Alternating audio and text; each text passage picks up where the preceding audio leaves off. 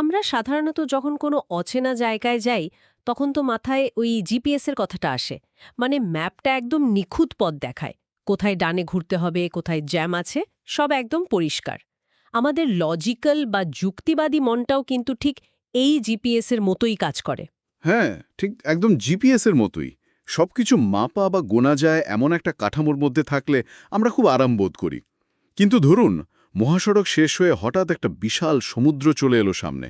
হ্যাঁ, তখন তো আর ম্যাপ কাজ করবে না। একদমই না। সেখানে কোনো স্যাটেলাইট সিগন্যাল রাস্তা দেখাতে পারবে না। ওই জায়গায় আমাদের চিরচেনা হিসাব-নিকাশ আর লজিক কাজ করা বন্ধ করে দেয়। হুম। আর ঠিক এই জায়গাটাতেই আমরা আজ ডুব দিতে যাচ্ছি। মানে আমাদের আজকের এই গভীর বিশ্লেষণে আমরা ওই সীমান্ত রেখা নিয়ে কথা বলবো, যেখানে যুক্তির ম্যাপ শেষ হয় আর ভক্তির সমুদ্র শুরু হয়। দারুণ একটা বিষয়।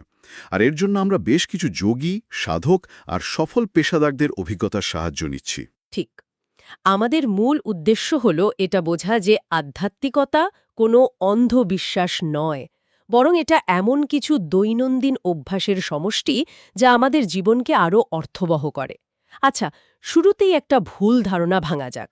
মানে অনেকেই মনে করেন যারা আধ্যাত্মিক চর্চা করেন তারা হয়তো খুব একটা বুদ্ধিমান নন। এটা খুব প্রচলিত একটা ধারণা। কিন্তু আমরা যদি আমাদের উৎসগুলোর দিকে তাকাই, তাহলে দেখব চিত্রটা একদম আলাদা।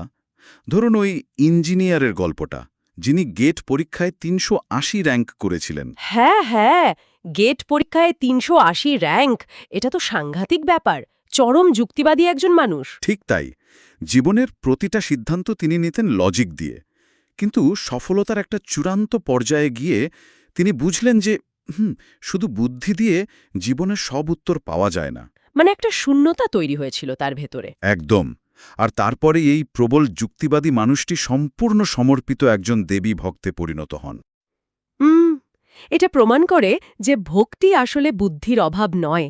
আরেকজন সফল কর্পোরেট ব্যক্তিত্বের গল্পটাও কিন্তু একই রকম। ছোটবেলায় তাকে তো জোর করে মন্দিরে পাঠানো হতো। হ্যাঁ, ওই যে ছুটির দিনে বন্ধুরা খেলছে আর তাকে মন্দিরে বসে থাকতে হচ্ছে। এর ফলে তার মনে তো একটা বিশাল বিদ্রোহ তৈরি হয়েছিল। আর তারপর জীবনে যখন প্রচণ্ড সফল হলেন, সিঙ্গাপুরে বিশাল কর্পোরেট চাকরি, তখন তিনি ভাবলেন যে সবকিছু তো ঠিকই চলছে, তাহলে আর ধর্মের কি দরকার। ঠিক, তিনি প্রায় ১২টা বছর নিজের ঘরে একটা প্রদীপও জ্বালাননি। বাপরে, ১২ বছর! কিন্তু তারপর সাদগুরুর ওই ইনার ইঞ্জিনিয়ারিং প্রোগ্রামে যাওয়ার পর তো এক অদ্ভুত ঘটনা ঘটল। হ্যাঁ, কোনো পূর্ব প্রস্তুতি ছাড়াই তার ভেতর থেকে জমানো সব আবেগ কান্নার মতো বেরিয়ে এলো।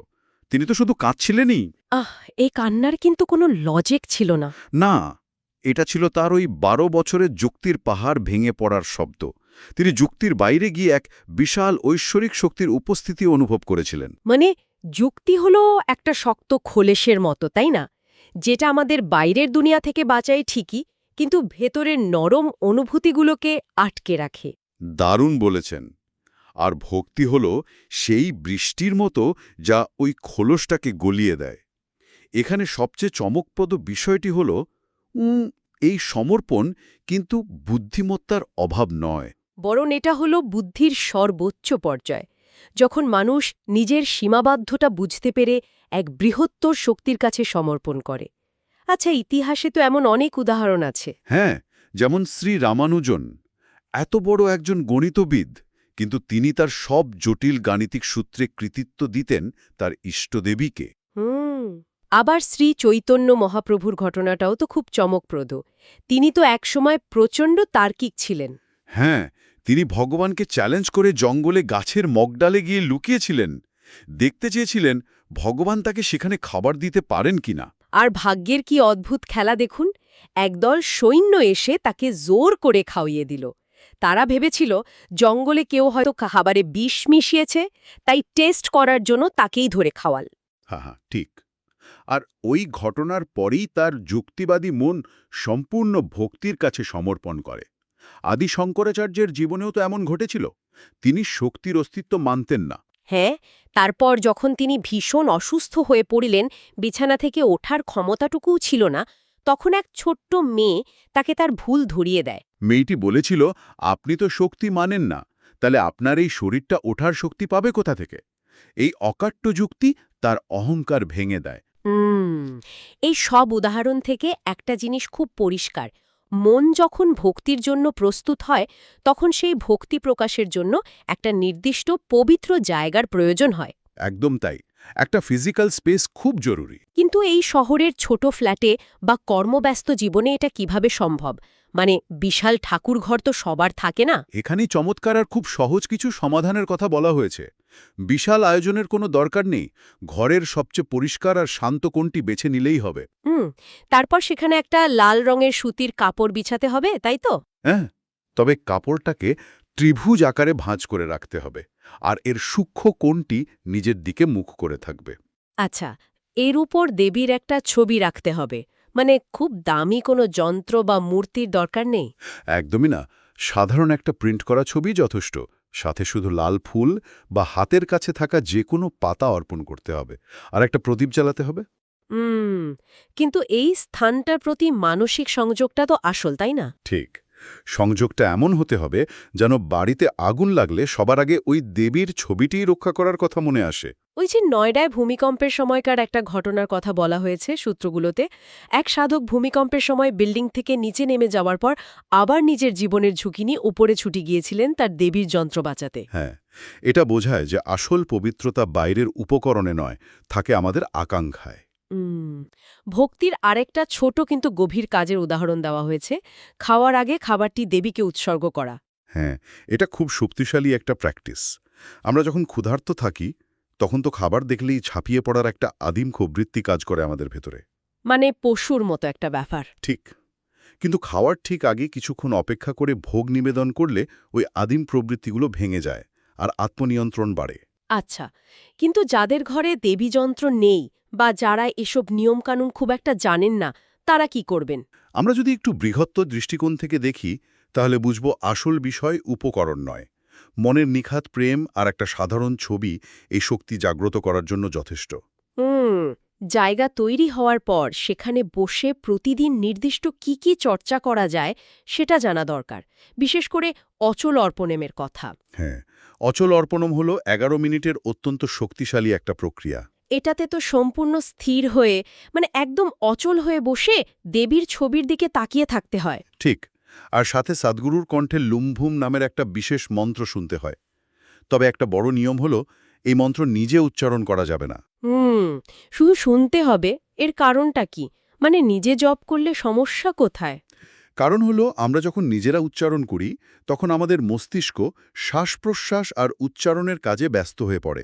কিন্তু যখন আমরা স্থির বসে শুধু শুনি, তখন মস্তিষ্ক প্যাসিভ থাকে। আচ্ছা, তার মানে ওই শব্দের ফ্রিকোয়েন্সি সরাসরি আমাদের স্নায়ুতন্ত্রের গভীরে প্রবেশ করে। একদম। ফর্ম বা রূপ আর সাউন্ড বা শব্দ, এই দুইয়ের মিলনে গভীর সংযোগ তৈরি হয়। হুম।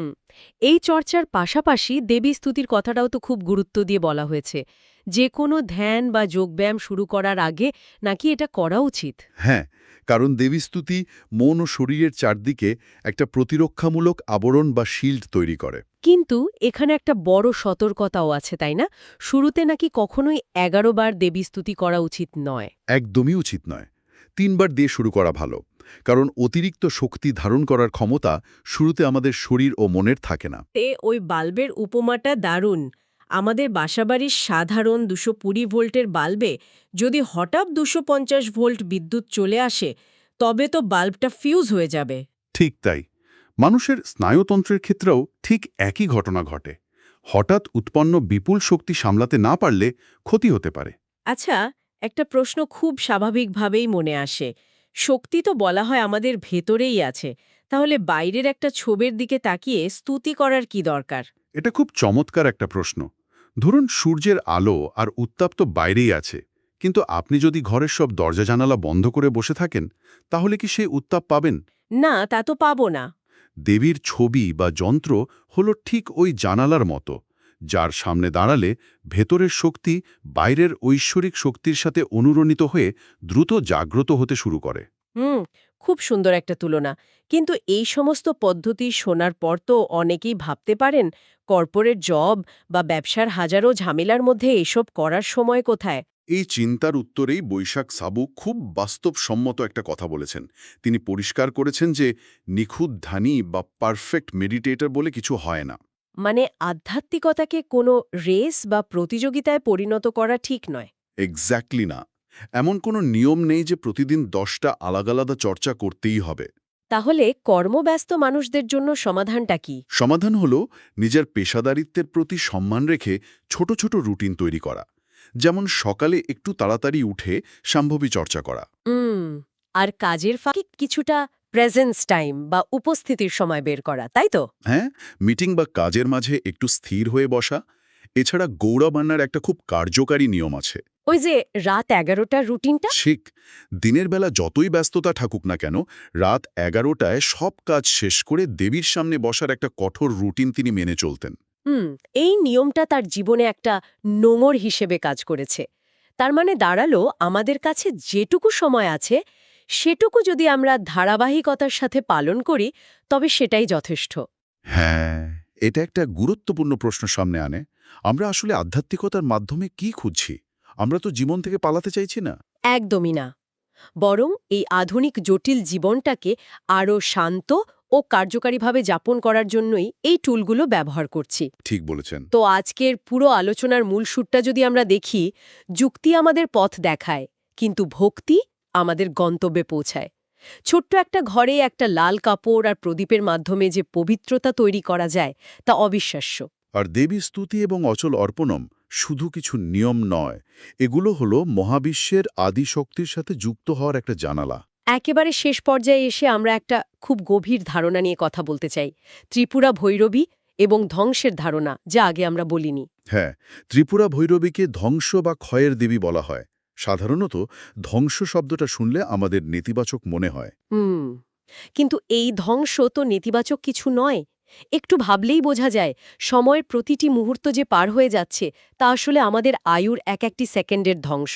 একদম। কিন্তু দেবী ভৈরবী এই মুহূর্তগুলোকে নিছক ধ্বংস করেন না, তিনি আসলে আমাদের পরমাত্মার দিকে এগিয়ে নিয়ে যাচ্ছেন। সূত্রগুলো তো এও বলছে যে তিনি চাইলে আমাদের বয়স বৃদ্ধি বা মানসিক বার্ধক্য প্রক্রিয়াকে ধীর করে দিতে পারেন, যাকে বলা হয়েছে অ্যারেস্ট ডিকে। হ্যাঁ, সময় তো বয়েই যাবে, কিন্তু আমরা যদি সেই প্রবাহের সাথে নিজেদের মিলিয়ে দিই, তবে এই ধ্বংসই মুক্তির পথ হয়ে দাঁড়াবে। হুম। তাহলে সবার জন্য একটা চিন্তার খোরাক রেখে যাই। আমাদের প্রতিদিনের এই কর্মব্যস্ত রুটিনে যে সময় পার হয়ে যাচ্ছে, আমরা কি শুধুই ক্ষয়ের দিকে এগোচ্ছি? নাকি প্রতিটি মুহূর্ত আমাদের আরও বৃহত্তর কোনো ঐশ্বরিক সত্যের সাথে বিলীন হওয়ার জন্য প্রস্তুত করছে? ঠিক। আপনার বর্তমান সময়ের ব্যবহার আপনাকে কোথায় নিয়ে যাচ্ছে? এই প্রশ্নটার উত্তর আমাদের সবাইকে নিজের ভেতরেই খুঁজতে হবে।